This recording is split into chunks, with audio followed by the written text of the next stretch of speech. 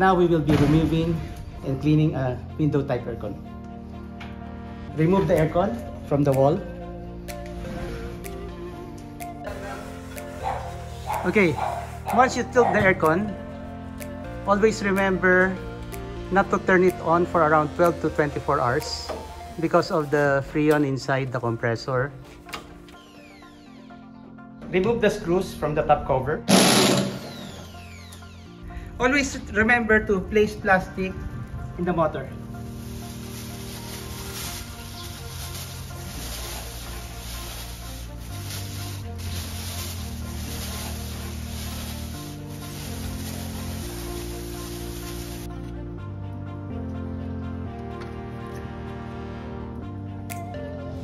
Remove all the bird's feather.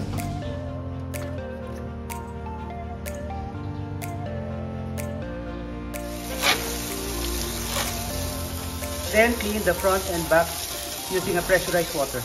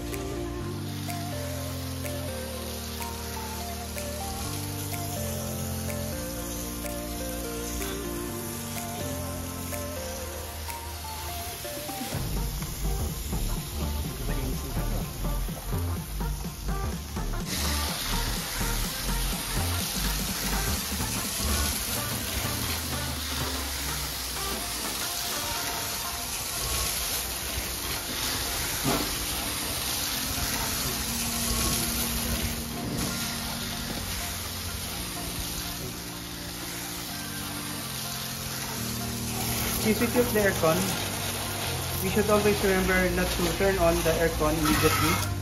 Let it sit for around 12 hours because of the freon in the compressor.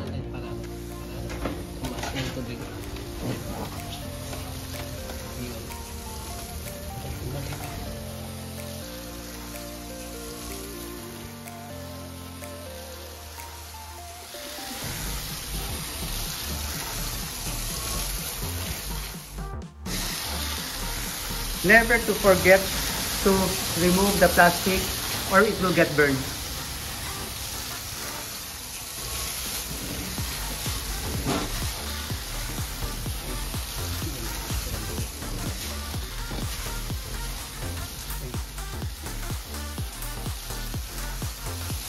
After cleaning, let it dry and wipe with rag. After it dries, place back the top cover.